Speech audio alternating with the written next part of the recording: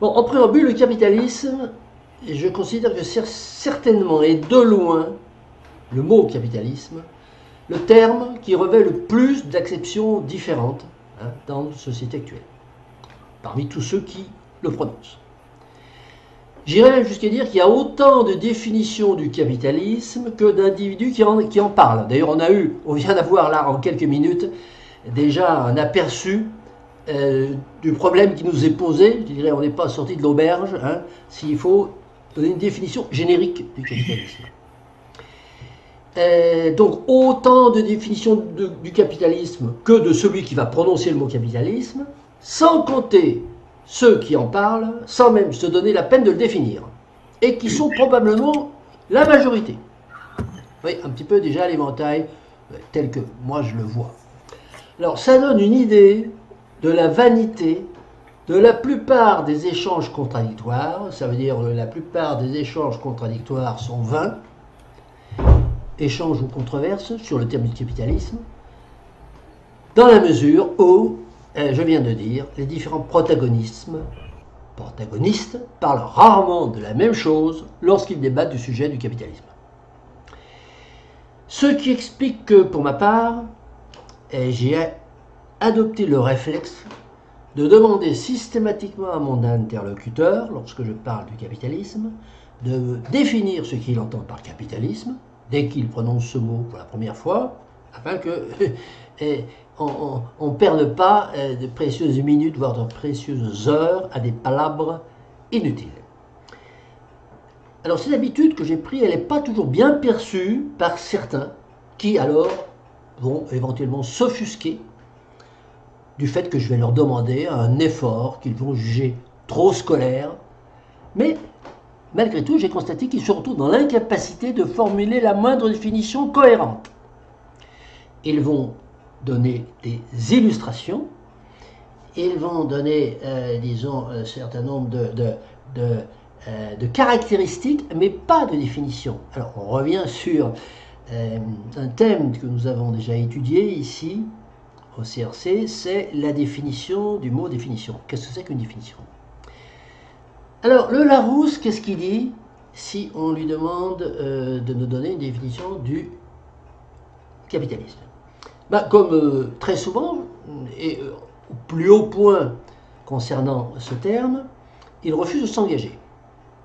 Surtout sur un mot aussi colporté que capitalisme. On va voir, capitalisme, ça devient un adjectif aussi capitaliste, qui a des tas d'acceptions différentes.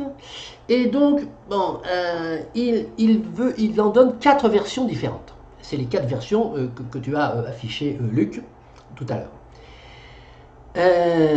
Il donne 4 versions différentes de la définition du capitalisme, mais sans préciser si un système donné se doit de les cumuler toutes pour être dénommé capitaliste.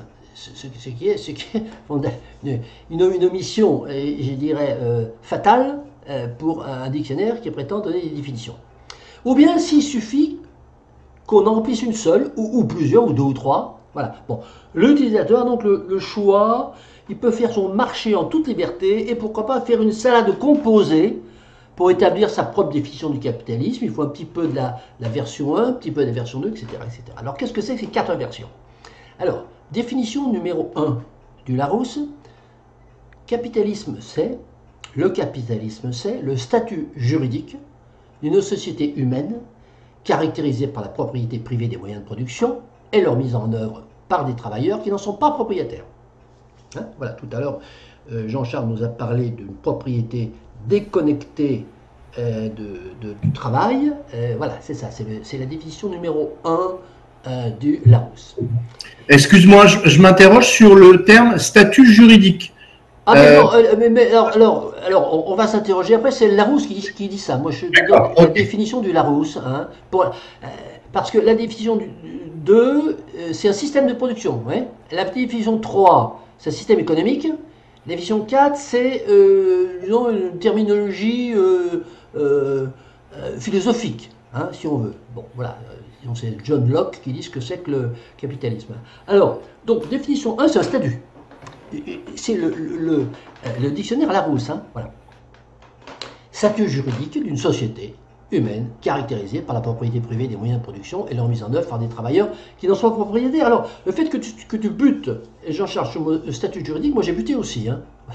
Je dirais que, alors, si je dois faire un commentaire sur cette définition numéro 1, alors, bon, je vais faire un commentaire sur chaque définition. On va voir si c'est trop long, enfin, on va voir. Bon.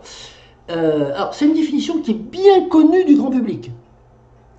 Mais elle est bien connue aussi pour son imprécision. Enfin, je dirais, elle est bien connue du grand public et le grand public ne se rend pas compte qu'elle est très imprécise. Parce que, en fait, il faudrait expliquer le sens exact du terme caractériser. Qu'est-ce que ça veut dire caractériser? Soit caractériser est pris dans un sens absolu. Alors, ça signifie qu'une société humaine, dans laquelle il existe des moyens de production privés, mis en œuvre par leurs propriétaires, comme par exemple la société actuelle, n'est pas une société capitaliste.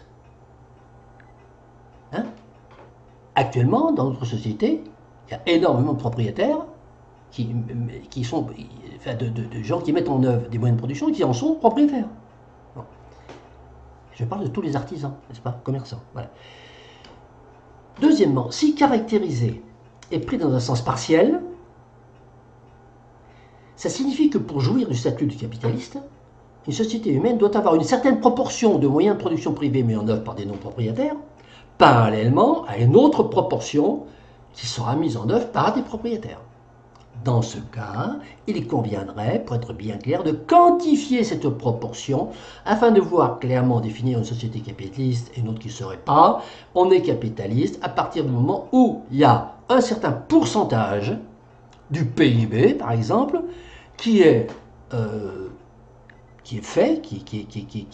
construit avec des moyens de production qui n'appartiennent pas aux travailleurs, à ceux qui le mettent en œuvre. Alors, compte tenu de cette incertitude, une formulation plus juste, j'ai essayé de voir comment on pourrait rendre rigoureux, sans être d'accord, mais comment on pourrait, donc je donne des conseils au Larousse, comment on pourrait être rigoureux si on part de cette idée de définition du capitalisme. À mon sens, il faudrait écrire ceci. Le capitalisme, c'est un secteur économique, hein, c'est plus un statut, donc là je rejoins Jean-Charles, c'est un secteur économique d'une société donnée, dans laquelle la production est mise en œuvre par des individus travaillant sur des outils appartenant à d'autres individus. Alors, on remarquera que cette définition ôte le statut de société au capitalisme, ôte la notion de statut capitaliste, pour le réduire à l'état d'un simple secteur d'une société, celui-ci pouvant être plus ou moins important, caractérisant ainsi une société à tendance plus ou moins capitaliste, hein, un petit peu comme un petit peu plus démocratique, un petit peu moins démocratique, voilà, ou un petit peu plus principiel, un petit peu plus procéduriel pour ce qui concerne la Constitution. Voilà, donc de sociétés dans lesquelles il y aurait, par exemple, 80% du PIB qui serait réalisé par des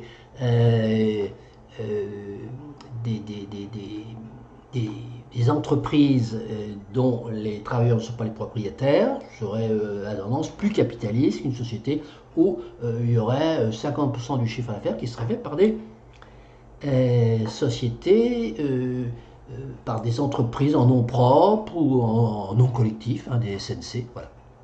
Alors, la définition numéro 2 du Larousse, c'est système de production dont les fondements sont l'entreprise privée et la liberté du marché.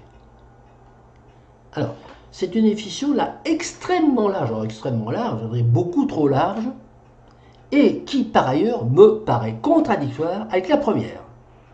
Puisque si on imagine un système de production mis en œuvre uniquement par des individus physiques propriétaires de leur outil de production, ce système serait capitaliste au titre de cette définition numéro 2, mais non capitaliste au titre de la définition numéro 1, puisque dans ce cas d'école, les travailleurs seraient propriétaires de leur outil de production.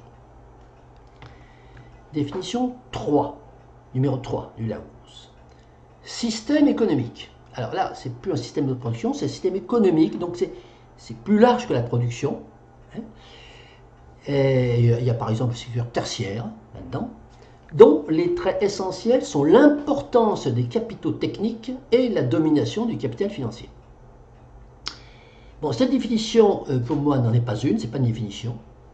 Dans la mesure où les expressions importance des capitaux techniques et l'expression domination du capital financier ne signifient pas grand-chose, voire ne signifient rien du tout.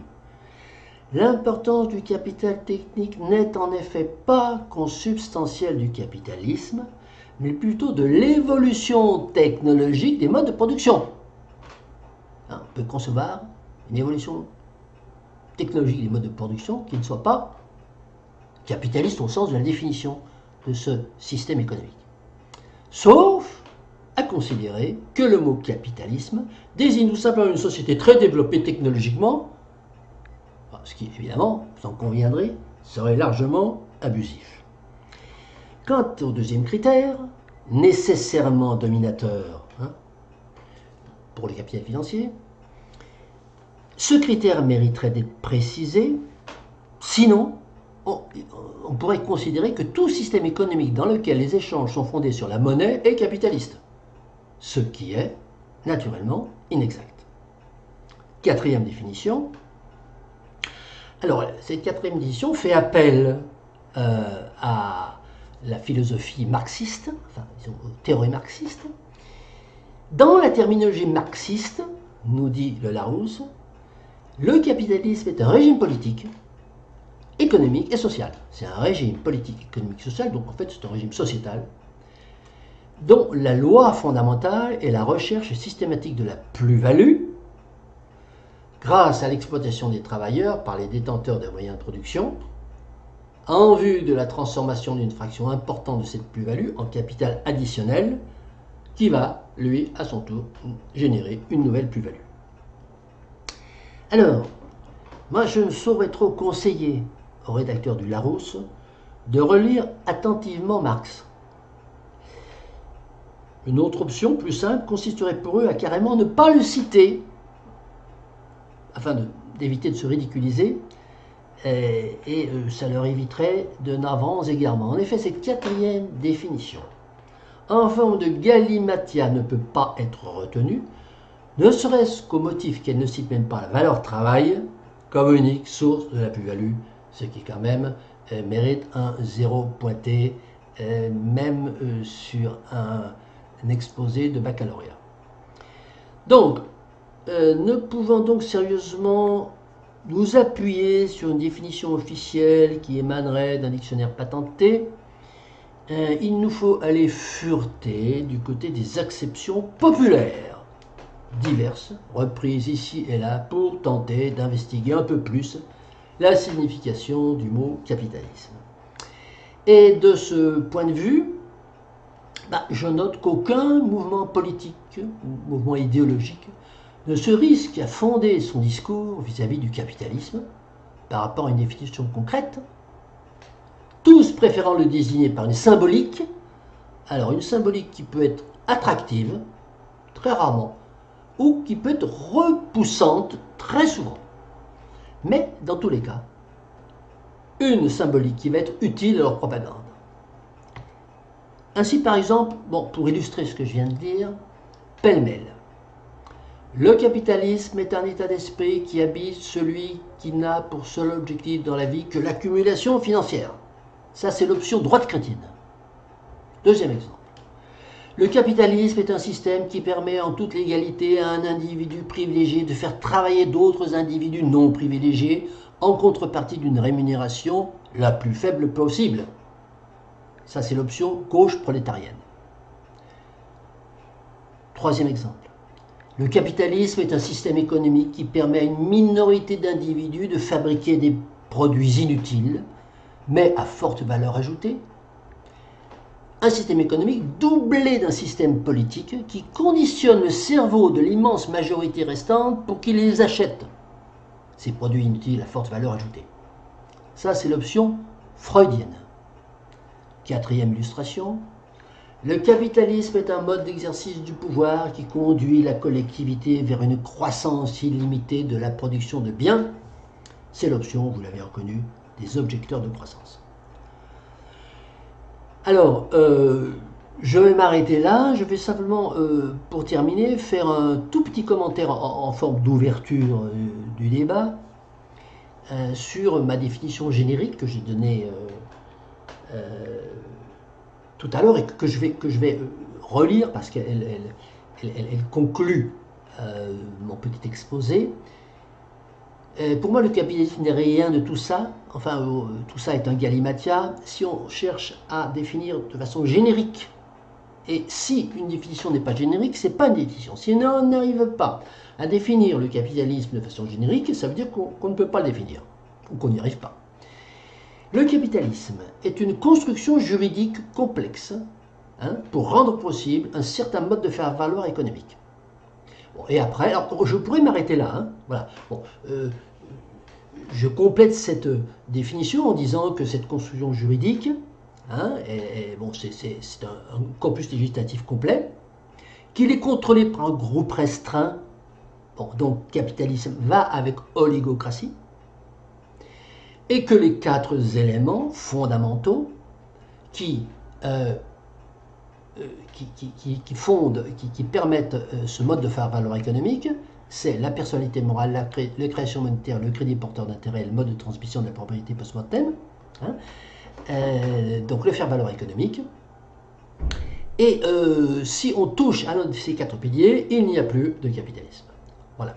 Et je terminerai en disant que cette définition me paraît très intéressante à confronter avec quelque chose dont a parlé tout à l'heure Jean-Charles, c'est-à-dire le libéralisme. Voilà.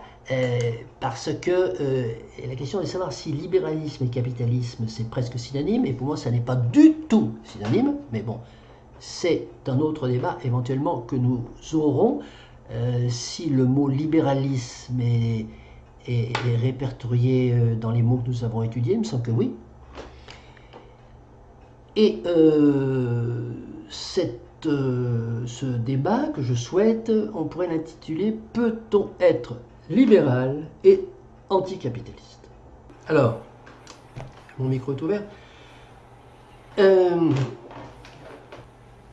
Effectivement, notre travail ici au glossaire, c'est pas de débattre sur, de faire un procès du capitalisme ou de faire un procès de la société, c'est très intéressant, mais il me semble que c'est pas l'objectif. L'objectif est de faire de la sémantique, je dirais même de la sémiologie plutôt, l'étude des signes.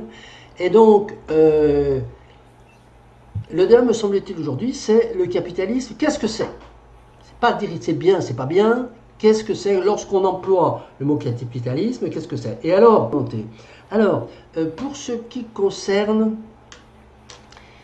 le fait de ne pas s'écarter de notre travail sémiologique, il est important quand même, je crois qu'il y a un juste milieu entre la position de Luc qui est de dire on donne une définition et puis voilà, et puis celle de Jean-Charles qui dit on va parler du concept. Non, il faut essayer de voir dans notre société actuelle qu'est-ce que ça veut dire lorsqu'on dit capitalisme. Et moi j'arrive petit à petit, j'arrive à la conclusion en écoutant les gens et en vous écoutant aussi aujourd'hui, c'est que on ne peut pas donner une définition au capitalisme. On ne peut pas. Alors, ce qui est intéressant, c'est de savoir pourquoi est-ce qu'on ne peut pas donner une définition au capitalisme, et donc d'étudier au travers, non pas des âges, parce que ça fait pas des millénaires qu'on emploie le mot capitalisme, mais disons depuis 2 siècles, comment est-ce que ce mot d'abord est arrivé, qu'est-ce qu'il a commencé par signifier, et qu'est-ce qui s'est mis à signifier, à partir de quel moment certains groupes ont fait une OPA sur le mot pour lui faire signifier quelque chose ou pour servir de repoussoir par rapport à autre chose. Bon, c'est toute cette activité du mot capitalisme, le rôle de l'activité sémiologique du capitalisme dans le discours actuel. Voilà. Et je pense que c'est d'autant plus difficile et impossible de donner une définition générique du capitalisme. Par contre, ça me paraît extrêmement intéressant et il y a beaucoup de choses à dire sur l'exploitation, sur l'utilisation de ce mot à des fins les uns et les autres. Alors, j'ai amorcé un petit peu, c'est là quand j'ai présenté sous forme un petit peu humoristique hein, les quatre illustrations, le capitalisme vu par les curés, le capitalisme vu par l'ultra-gauche, le capitalisme vu par les psychanalystes. Voilà, parce que je pense que aujourd'hui, ce mot est un mot qui est utilisé à des fins extrêmement diverses et variées, et c'est à ce niveau-là qu'il est intéressant. Plus au niveau de ce qui signifie vraiment la bourgeoisie, tout ça, à mon avis, il a été vidé totalement je dirais, de tout sens, hein, au sens des quatre définitions que Larousse essaie de donner, au sens de la définition que Luc a donnée, au sens même de la mienne. Il est vidé de tout ça. Ce qui est intéressant de voir, c'est aujourd'hui quel postiche il représente, hein, quelle perruque c'est le capitalisme dans le cas de tel ou tel discours. Et là, c'est un travail énorme. Je pense qu'il y a un livre à écrire sur... il y avait qui s'appelait De quoi Sarkozy est-il le nom? Je crois comme ça. On pourrait écrire De quoi le capitalisme est-il le nom, hein, en quelque sorte. Voilà ce que j'avais à dire.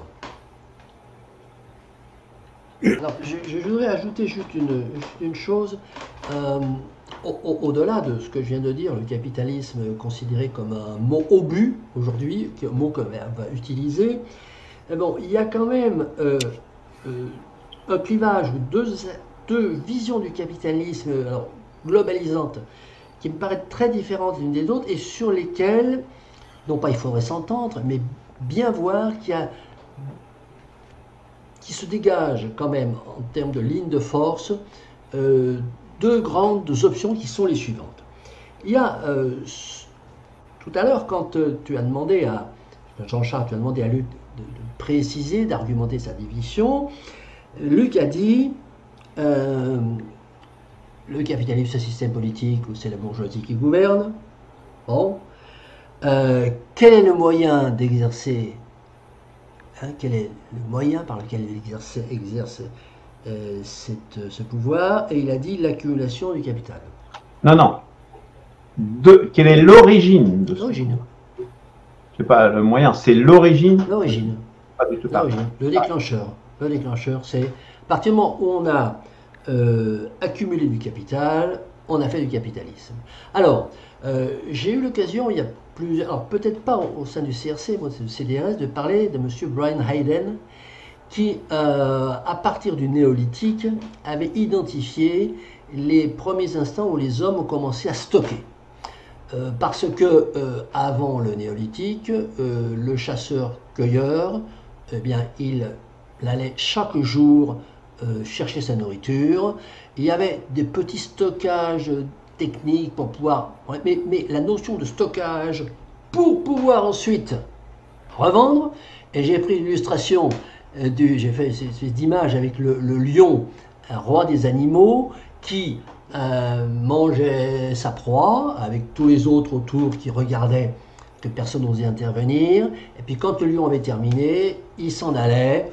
Bon, et puis, loi de la nature, les vautours, les autres venaient manger les restes. Et puis, un jour, le lion est devenu capitaliste. Il est resté devant disons là, le zébu qu'il avait commencé à manger. Il a mis un guichet et il a fait payer ceux qui voulaient manger les restes. Voilà. Et puis après, il a agrémenté, il a encore amélioré son truc, il l'a même pas bouffé, il l'a tué, il a mis un guichet, il a dit je l'ai tué, non, ceux qui veulent manger, ils payent. Bon. Et donc, on peut, effectivement, il y a, alors je dirais les historiens du capitaliste qui vont nous dire le capitalisme commence avec le stockage. Avec le stockage. À partir de l'homme a commencé à stocker, le chef du village, enfin le chef devient chef parce qu'il a un stock de blé, et il peut vendre ce stock de blé, et le capitalisme commence comme ça. Donc là, c'est un courant d'explication du capitalisme que je trouve extrêmement intéressant, auquel je ne souscris pas. Pour moi, ça définit le besoin, disons, de domination, de chefferie, mais pas le capitalisme, à mon avis. Hein. Je fais partie plutôt de la deuxième école, peut-être plus marxiste, je ne sais pas, à voir.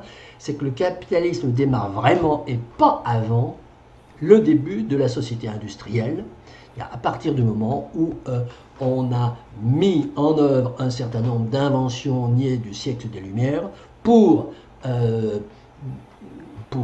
amorcer ce projet grandiose qui était d'exploiter de façon illimitée les ressources naturelles finies de la planète. Et on s'est donné pour ça un arsenal juridique qui a permis de le faire de façon la plus rapide, la plus efficace possible, la personnalité morale, le crédit porteur d'intérêt, etc., etc. Donc il y a vraiment deux explications de la genèse historique du capitalisme, et ça me semble intéressant. En fait, c'est quelque chose que je n'invente pas là en le disant, c'est quelque chose qu'on retrouve dans un certain nombre d'historiens du capitalisme, et cette question, le capitalisme démarre avec le néolithique, ou bien le capitalisme non démarre avec la société industrielle, me paraît extrêmement intéressant. Je voudrais revenir sur le paramètre échange.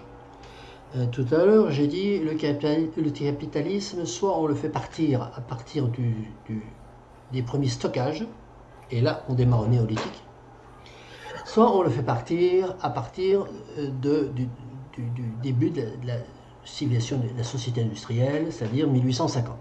Bon. Et puis Jean-Charles nous parle il est revenu dessus à plusieurs reprises, des échanges. Il a même dit le capitalisme émerge au moment où les échanges deviennent déséquilibrés. Entre le travail et la valeur par laquelle il est compensé. Restons sur ce que tu as dit en premier sur les échanges, parce que déjà au départ tu avais parlé d'échanges, hein, j'ai noté ici les échanges autour de la propriété, les échanges. Bon. Les échanges, de mon point de vue, ne déterminent pas le capitalisme. Et premier point, je vais m'en expliquer. Et deuxième point, les échanges deviennent déséquilibrés. Mais les échanges ont toujours été plus ou moins déséquilibrés. À partir du néolithique. Hein. Bon, on ne sait pas si, avant le néolithique, pendant les sociétés primitives, chasseurs-pêcheurs, il y avait des échanges entre les... Bon, on n'a pas trop d'éléments là-dessus. Tout porte à croire que c'était relativement équilibré. Il y a eu des échanges qui ont commencé à être déséquilibrés à partir du moment où on a eu du stockage. Pourquoi ? Parce que le stockage permet de spéculer. C'est-à-dire que, une poire, ça vaut une pomme, parce qu'on a le besoin en même temps. Bon, à partir du moment où il y a un stockage sur quelque chose qui est manquant, il y a une volonté, il y a une prévision de quelque chose qui va être nécessaire, il va y avoir une demande. Voilà. Bon. Et donc, ce que je veux dire par là, c'est que l'échange déséquilibré, il est lié au stockage. Si on ne stocke pas, il n'y a jamais d'échange déséquilibré. Voilà, c'est cette espèce d'automaticité et donc de l'échange. Voilà. Et puis, la deuxième caractéristique une caractérisation du capitalisme dans lequel il n'y a pas la notion d'échange, c'est que le capitalisme, il est caractérisé par la production, pas par l'échange. L'échange déséquilibré, c'est, je dirais, les sociétés féodales ou les chefferies où il y en a quoi un peu plus et c'est déséquilibré. Mais ça devient capitaliste à partir du moment où, parce que ce qui est stocké, c'est produit. Ça devient capitaliste à partir du moment où on produit d'une façon industrielle et effectivement là il y a un démembrement de la propriété. Donc je veux dire simplement que cette notion d'échange, le commerce, finalement, le commerce n'est pas générateur du capitalisme. Le capitalisme, c'est l'industrie. À partir du moment où l'industrie, l'artisanat devient industrie, c'est là que le capitalisme, au sens du mode de faire valoir spécifique, à mon avis, prend son habit définitif.